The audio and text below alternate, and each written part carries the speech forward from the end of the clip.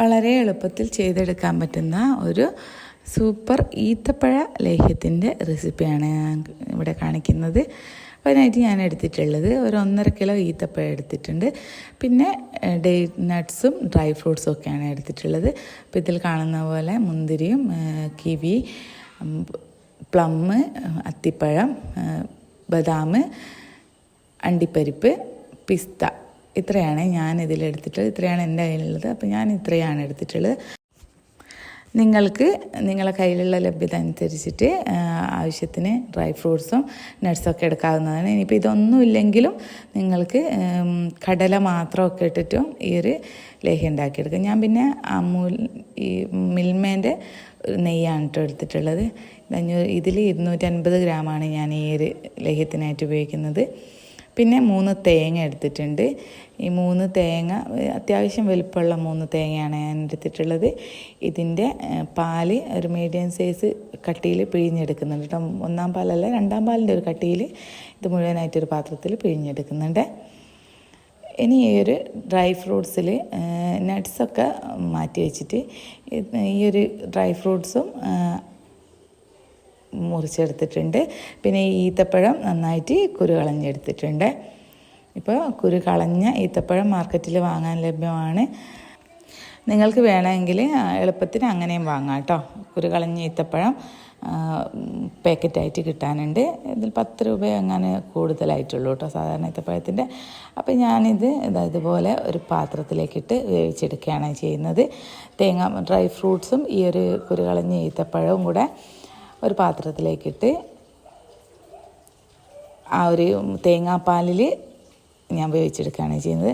അപ്പോൾ നമ്മൾ തേങ്ങാപ്പാൽ എടുക്കുമ്പോൾ ഏകദേശം ഇതൊന്ന് മുങ്ങി നിൽക്കാനുള്ള അത്രയും വെള്ളം കണക്കാക്കിയിട്ട് വേണം തേങ്ങാപ്പാൽ എടുക്കാൻ വേണ്ടിയിട്ട്. അപ്പോൾ ഡ്രൈ ഫ്രൂട്ട്സും ഈത്തപ്പഴവും കൂടെ ഇതിലേക്ക് ഇട്ട് കൊടുക്കുന്നുണ്ട്.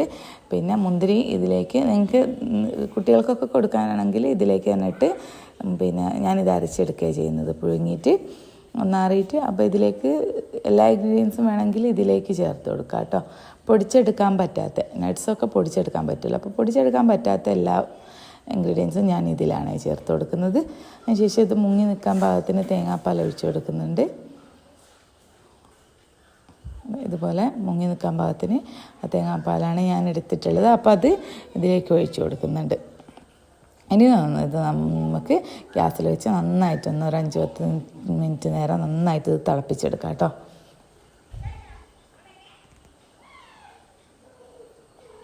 ഇതിപ്പോൾ നന്നായിട്ട് തിളച്ച് വന്നിട്ടുണ്ട്. അപ്പോൾ ഇത് നന്നായിട്ട് ഇതിലൊന്ന് വേവിച്ചാണ് നമ്മൾ എടുക്കുന്നത്. ഞാൻ ഇതുപോലെ ഇത് പച്ചയ്ക്ക് അടിച്ചെടുത്ത് ചെയ്യാം കേട്ടോ. പക്ഷേ ഞാനിത് കാണിക്കുന്നത് ഈ ഒരു രീതിയിൽ ഉണ്ടാക്കി കഴിഞ്ഞാൽ നമുക്കിത് ഒരുപാട് നാൾ സ്റ്റോർ ചെയ്ത് വെക്കാൻ വേണ്ടിയിട്ട് പറ്റും, പെട്ടെന്ന് ചീത്തയാവാതെ. പിന്നെ ഞാൻ ഉണ്ടാക്കുന്ന ഒരു സ്റ്റൈലാണ്. ഈ ഒരു ടേസ്റ്റും ഈ ഒരു കുറേ നാൾ സൂക്ഷിച്ച് വെക്കാനും പറ്റുന്ന രീതിയിലാണ് ഞാൻ ഉണ്ടാക്കുന്നത്. അപ്പോൾ ഇത് നിങ്ങൾക്ക് എളുപ്പത്തിന് വേണമെങ്കിൽ പെട്ടെന്നൊക്കെ കഴിച്ച് തീർക്കുന്നവരാണെങ്കിൽ ഇത് പച്ചയ്ക്ക് ഈ പാലിൽ അടിച്ചെടുത്താലും മതി കേട്ടോ.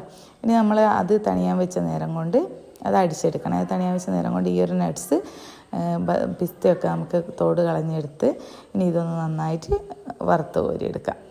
അപ്പോൾ ഈ ഒരു നട്ട്സിലേക്ക് ഞാൻ ഏലക്കായ പിന്നെ 2-3 ഗ്രാമ്പും കൂടെ ഇട്ട് കൊടുക്കുന്നുണ്ട്.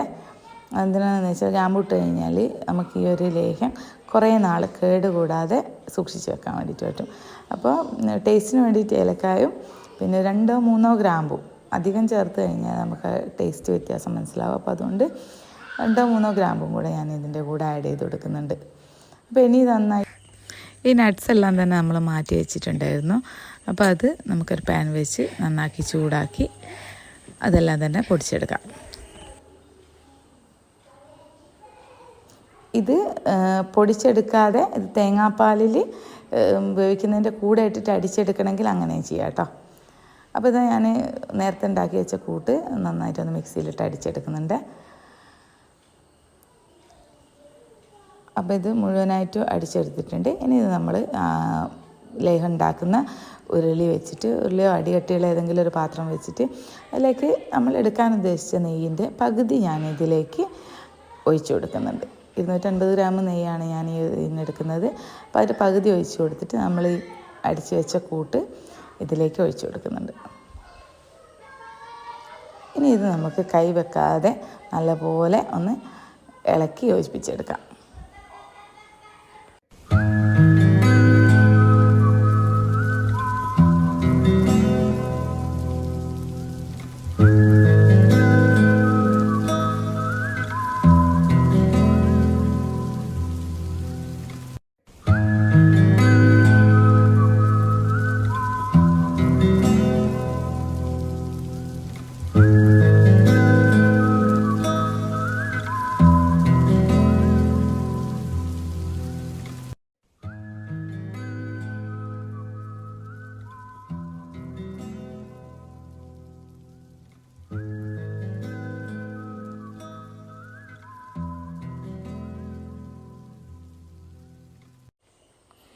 അപ്പോൾ ഇത് നന്നായിട്ട് കുറുകി വരാൻ തുടങ്ങിയിട്ടുണ്ട്. നമ്മൾ ആദ്യം നെയ്യ് ഒഴിച്ചുകൊണ്ട് തന്നെ നമുക്കിത് അടിയിൽ പിടിക്കാതെ തന്നെ കിട്ടും കേട്ടോ. അപ്പോൾ നന്നായിട്ട് ഇതാ കുറുകി വരുന്നുണ്ട്. ഇനി നമുക്ക് ഇത് തിളയ്ക്കുമ്പോൾ ഇനി കുറച്ച് കുറുകി വരുമ്പോൾ തിളയ്ക്കുമ്പോൾ വല്ലാതെ ഒന്ന് തെറിക്കും കേട്ടോ പുറത്തേക്ക്, ഇങ്ങനെ ഒരു പുറത്തേക്ക് തെറിച്ച് വരും. അപ്പോൾ അത് നമുക്കില്ലാതിരിക്കാൻ വേണ്ടി ചെറുതായിട്ടൊന്ന് മൂടി വെച്ചിട്ട് നമുക്കിത് ഫുള്ളായിട്ട് മൂടാതെ ചെറുതായിട്ടൊന്ന് സൈഡുകൾ ഇങ്ങനെ മൂടി വെച്ചിട്ട് നമുക്കൊന്ന് ഇളക്കി ഇതുപോലെ കുറുകുന്നവരെ ഇളക്കി കൊടുക്കാം കേട്ടോ.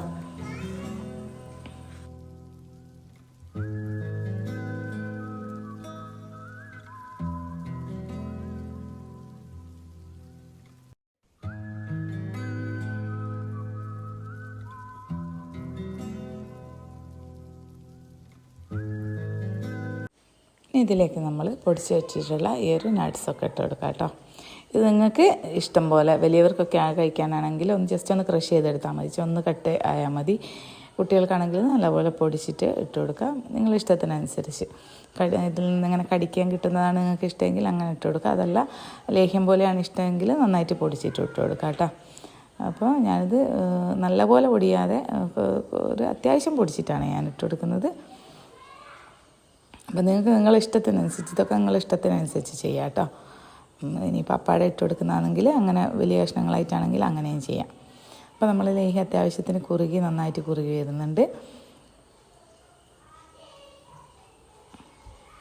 അപ്പോൾ ഇതാ ലേഹ്യം നന്നായിട്ട് കുറുകി വന്നിട്ടുണ്ട് കേട്ടോ. അപ്പോൾ നമ്മൾ ഇതിലേക്ക് കുറച്ച് വെളുത്ത എള്ളും കൂടെ ആഡ് ചെയ്യുന്നുണ്ട്. ഇതൊക്കെ തികച്ചും ഓപ്ഷണലാണ് കേട്ടോ, ഉണ്ടെങ്കിൽ മാത്രം, അല്ലെങ്കിൽ വേണമെങ്കിൽ മാത്രം ചെയ്താൽ മതി. ഈത്തപ്പഴവും കടലയും മാത്രമായിട്ടൊക്കെ നമുക്കിങ്ങനെ ചെയ്തെടുക്കാം കേട്ടോ.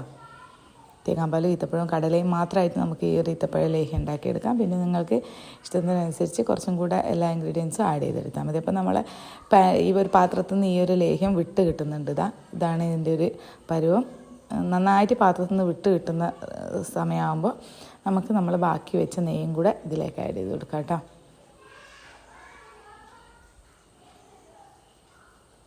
നമ്മൾ ബാക്കിയുള്ള നെയ്യും കൂടെ ഇതിലേക്ക് ആഡ് ചെയ്ത് കൊടുത്തിട്ട് നന്നായിട്ട് 5-10 മിനിറ്റ് നന്നായിട്ടൊന്ന് പാത്രത്തിൽ നിന്ന് വിട്ട് കിട്ടുന്ന രീതിയിലാവുമ്പോൾ നന്നായിട്ട് ഇളക്കി കൊടുക്കുക. അപ്പം നല്ല ഈ ഒരു കളറാവും, നല്ലൊരു ഡാർക്ക് കളറായി കിട്ടും കേട്ടോ. ഇതിങ്ങനെ പാത്രത്തിൽ നിന്ന് വിട്ടിട്ടുന്ന ഈ ഒരു രീതിയിലാകുമ്പോൾ നമുക്ക് ഇറക്കി വെക്കാം. അടിപൊളിയായിട്ടുള്ള ലേഹ്യം ഇവിടെ തയ്യാറായിട്ടുണ്ട്. അപ്പോൾ ഇത് ഇഷ്ടപ്പെട്ട ട്രൈ ചെയ്ത് നോക്കുക, ഫീഡ്ബാക്ക് അറിയിക്കണേ.